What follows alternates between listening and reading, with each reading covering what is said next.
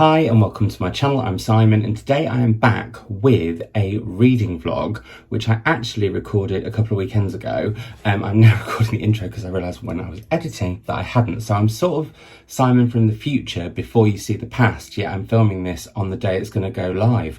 I mean, isn't the internet amazing? A couple of weekends ago I went away for one of the best weekends I've ever had. It was a true reading retreat with a literary link as well because it was the setting of On the Red Hill. I literally stayed on the Red Hill in Mike Parker's On the Red Hill. And this book is about Mike and his partner Preds and how they inherited this house on the Red Hill from Reg and George, who were a couple who'd been together post-war but pre-homosexuality being legalised, and it's a sort of social history of queerness in rural Wales, but also just their story, both couples' story, and how their lives intertwined. And it's just wonderful. It looks at nature, rural living, oh, so much love, grief, the lot. Yeah, I fell in love with it, and so it was a real treat to actually go there. I saw that they were doing an Airbnb, I booked it, and off me and Chris went. And I will say, Chris read this while we were away. Hope you enjoy it.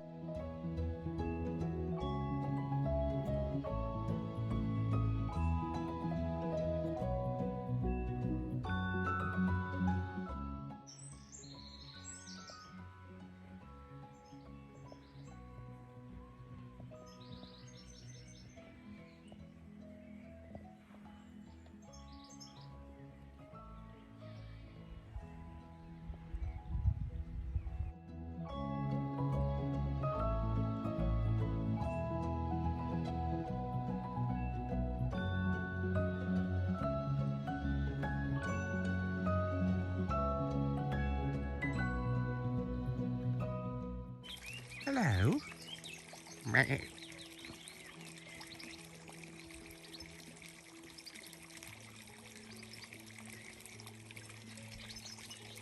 Morning everyone, it is Saturday and after a night in there, it rained all night and I think it's going to rain again a little bit later, but currently the sun has just risen. It's about 6 in the morning and I thought I would give you a little bit of a view and then a little bit of a tour of our amazing abode, because I didn't last night because we were so late after being stuck behind a gypsy caravan that we had to sort of arrive, put everything in the tent, dash to dinner and then come back, and it was really dark and we were really tired, but also listening to all of nature. So let's go.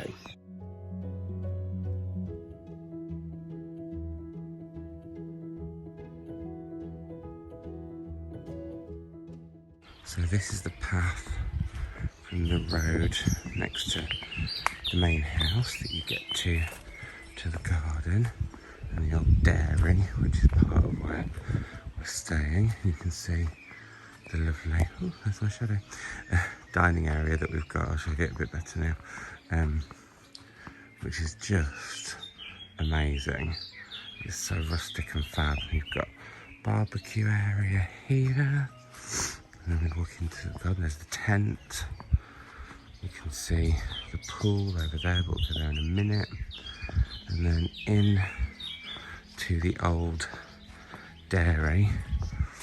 Again, here's the lovely place. I mean, look at that view while you're sat there. It's ridiculous. And then, just snorted like a cow in the dairy. This is there's another seating area. This is an old art studio. It's gorgeous. There's so many plants. It's just beautiful. And it's also where the kitchen is. There's a sink, excuse the washing. We've got all our essentials in the hob. And again, more amazing views out the window. That's the shower. I'll show you that a little bit later. But honestly, it's just stunning. And then the view when you look at that, it's amazing. So off we go along the path. Got the tent. He's thought he'd be on his phone or reading, but I think he's sleeping. Ooh.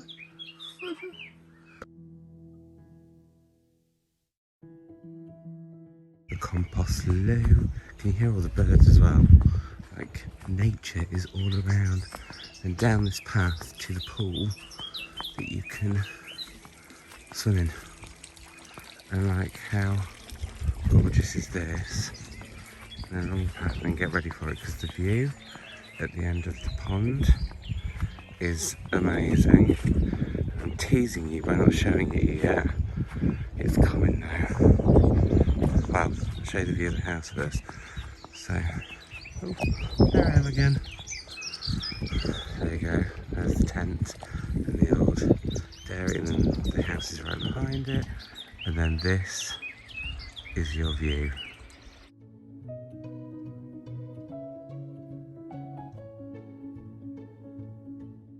How gorgeous is that?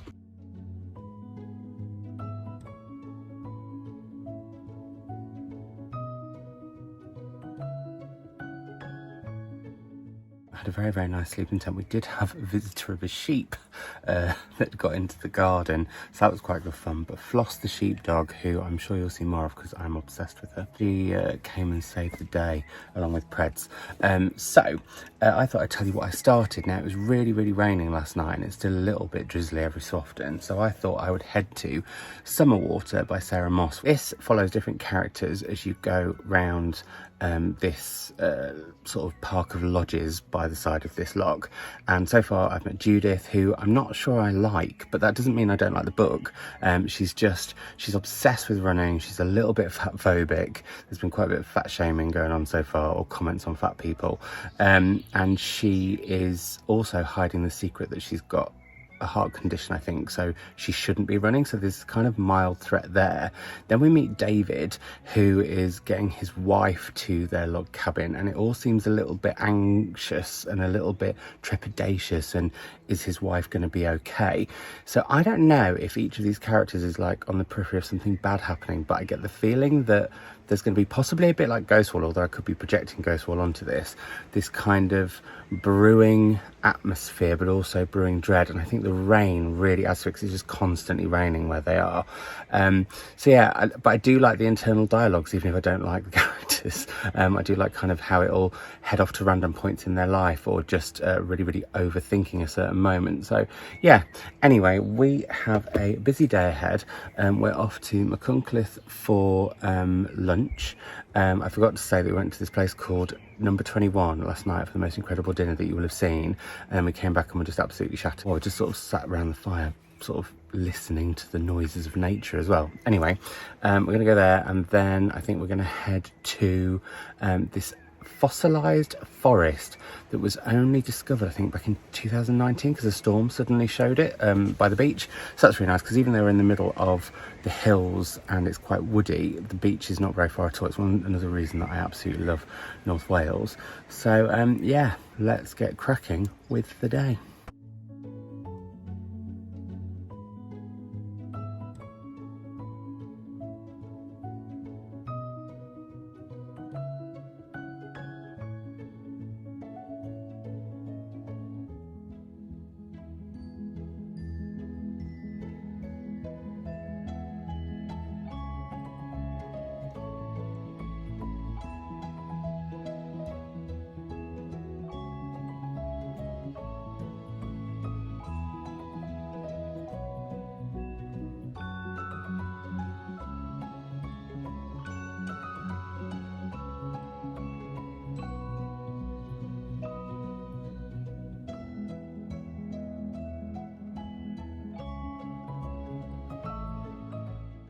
Oh, I look like Nana, hang on. You are a nana.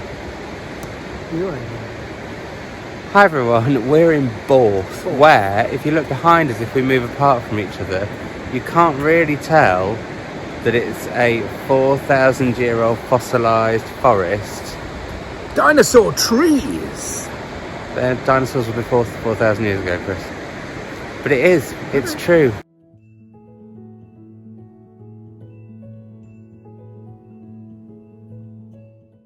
Show how squidgy it is. You can't really see it actually being squidgy. You need to do it more on the end.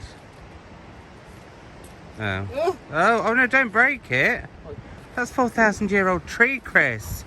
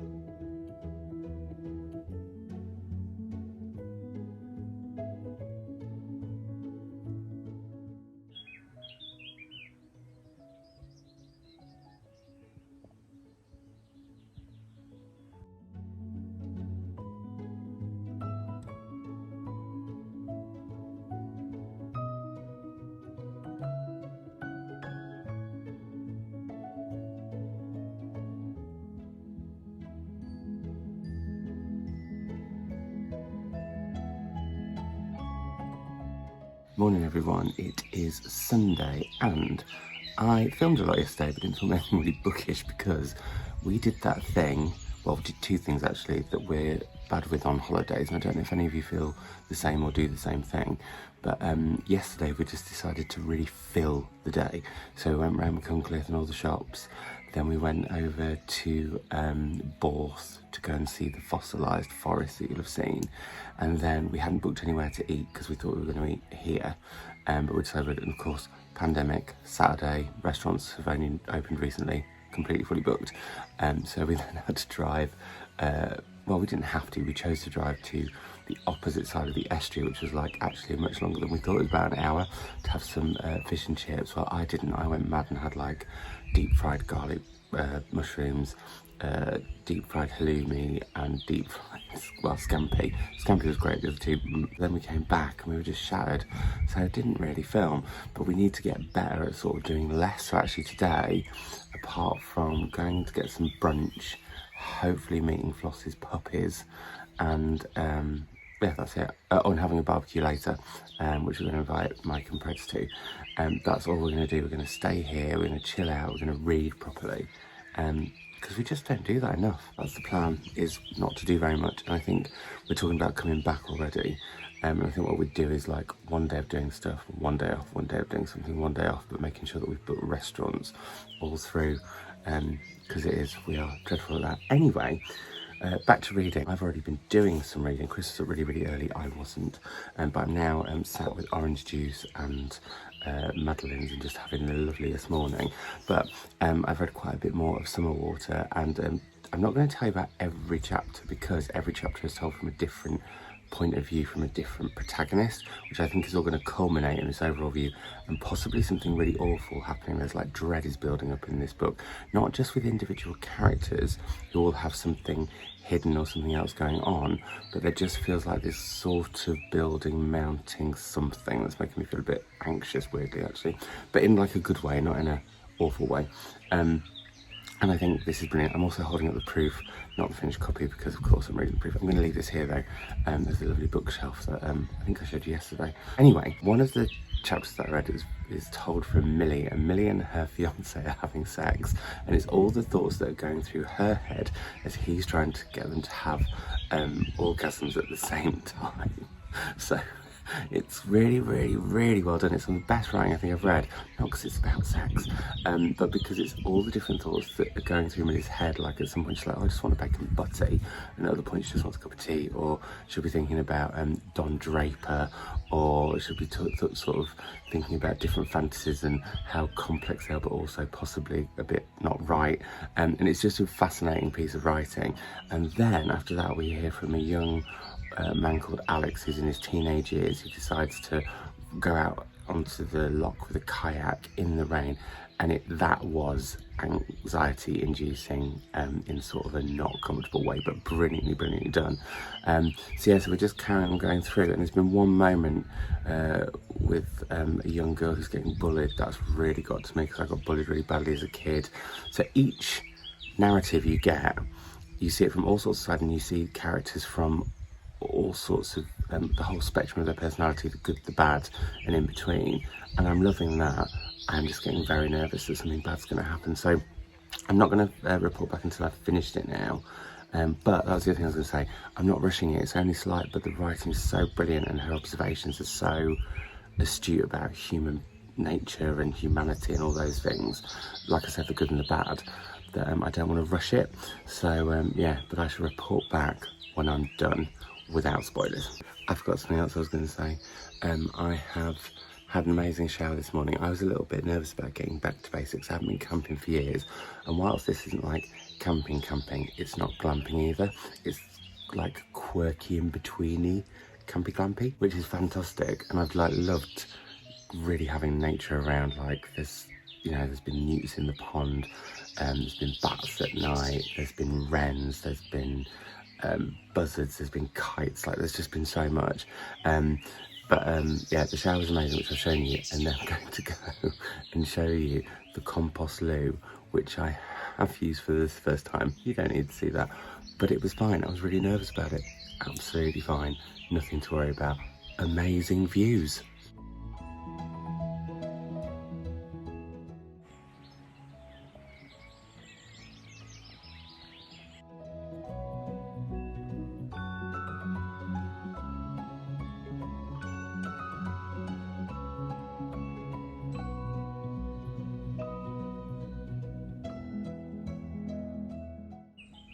So this one, Floss.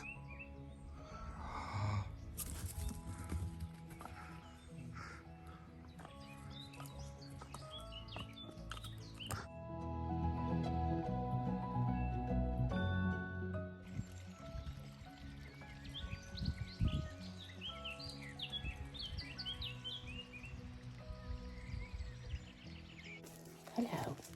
Yeah, it's weird. Oh, wait, no, you don't want to jump off. We Get all the way down. Hello.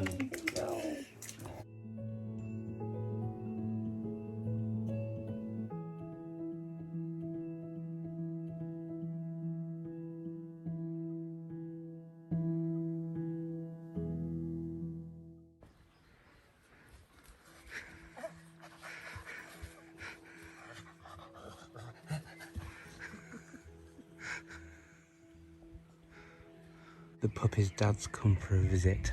Bless him.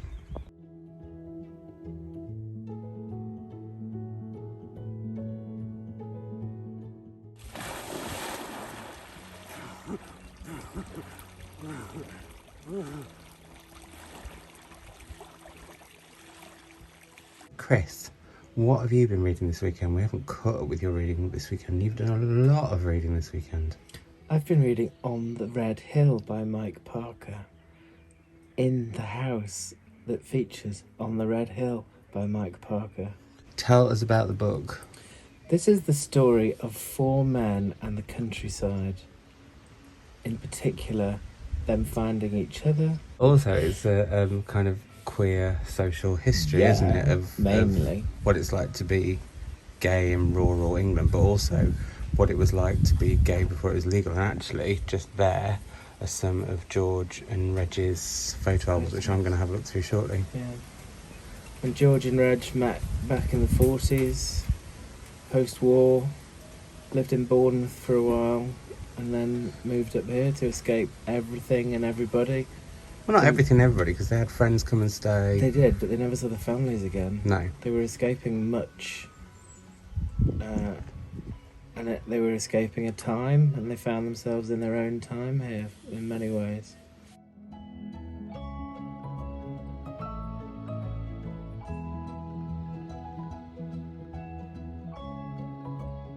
Later on, I thought I would tell you all about summer water while the weather is summery and I'm by the water.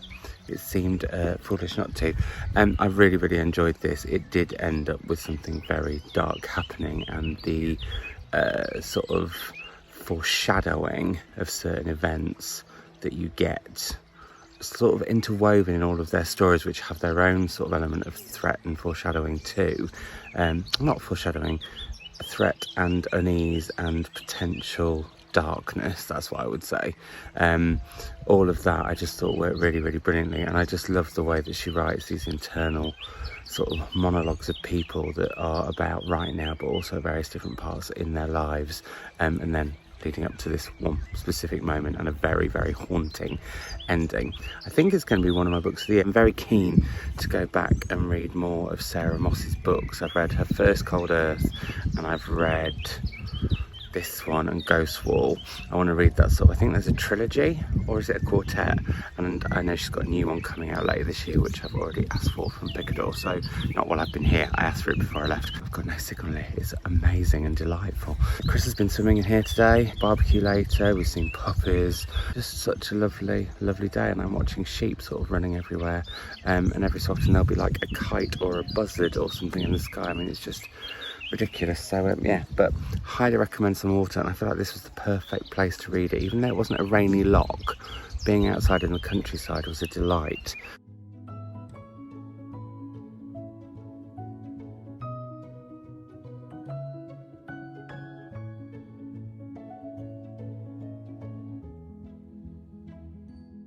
Can you tell that it's conditioning day for my hair? The flute. Changed it and ready because we're going to be having the barbecue in about an hour. After, I'm not going to lie, after Sarah Moss's Summer Water, I could be headed for a bit of a book hangover. Thank goodness then for Conan Jones and The Long Dry, which isn't long at all and is told in kind of vignettes. From what I can gather, it's set on a farm in Wales, so it's really apt. Conan Jones is a Welsh author, and he's an author I really like. So I've read Still Aside, his most recent, which was kind of a dystopic novel about water being for trade in London and, well, in the UK. And I've also read Cove, which I enjoy very much. The Dig I thought was incredible, and this I've been intrigued for ages. I've also got Everything I Found on the Beach, I think it's called, which I might say for the next time we come here, because we're going to be coming here again later this year. So yeah, that's a much chunkier book, but yeah, I'm going to head for some of this, start this.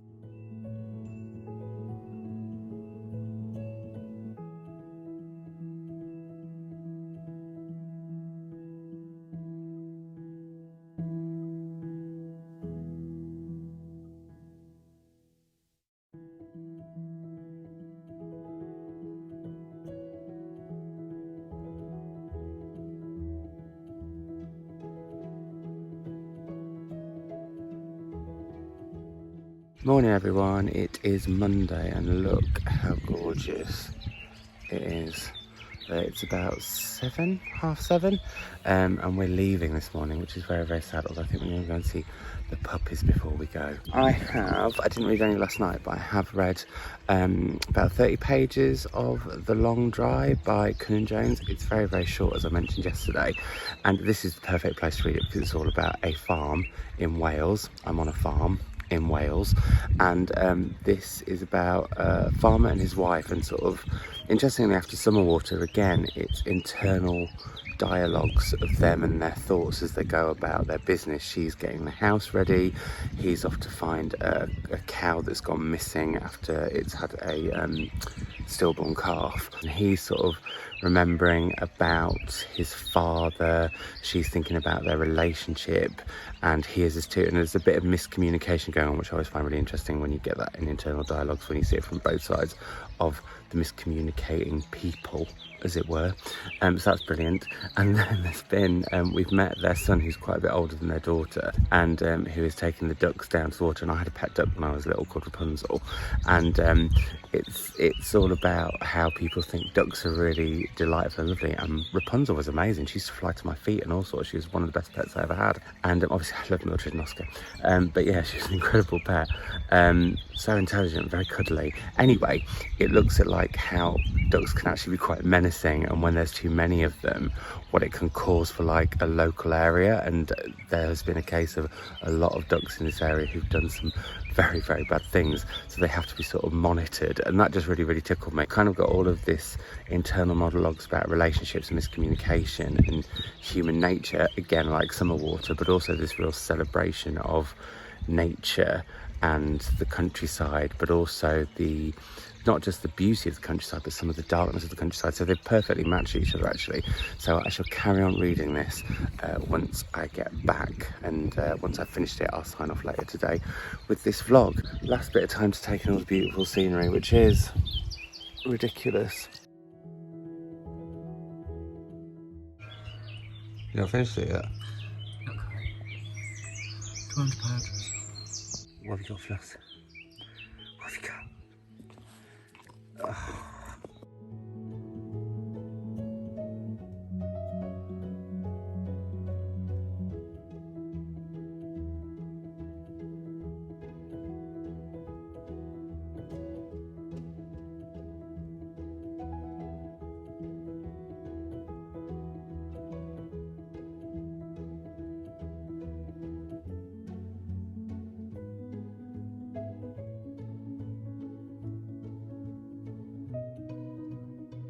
An amazing weekend, and we are booked to go back in September. I booked it literally the day that we got back, but I will link the Airbnb link down below so that if you would like to go at some point, you can. I did finish The Long Dry, and it's a very, it carried on in the same vein. It's a very insular tale of miscommunication and what people are thinking and what other people think they might be thinking and what we think but don't say, plus nature. I'll talk about it more in my wrap up.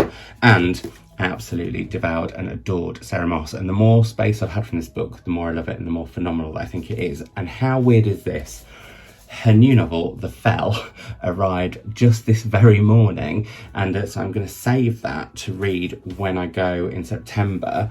That was from Picador, but the folk at Granta very kindly sent me all of Sarah Moss's backlist when she was with them in these new amazing covers. So we've got Cold Earth that I have read before, Night Waking, which I haven't, Signs for Lost Children, which I haven't, Bodies of Light, which I haven't, The Tidal Zone, which I haven't, and Ghostfall, which I have. I think what I'm going to do is I'm going to save this until we go in September, because this is out until November, and try and read the ones of Sarah Moss's that I haven't in between. And I may have some duplicate copies, so I may do a giveaway or something on Instagram at some point. Before I go, I will hand over to Chris for his final thoughts. I love the book. 5 out of 5. I love history, I love people's stories, and this is the story of George and Reg, who lived at the house, and of Mike and Preds, who inherited it from them, and their story as well, and how their lives intertwined, and it's just lovely. What I loved about this book was that I was able to read it in the setting of the story. Mike does it in 4 seasons, so spring, summer, autumn, winter. We got to be there in the spring and summer as he describes in the book, and that was incredible.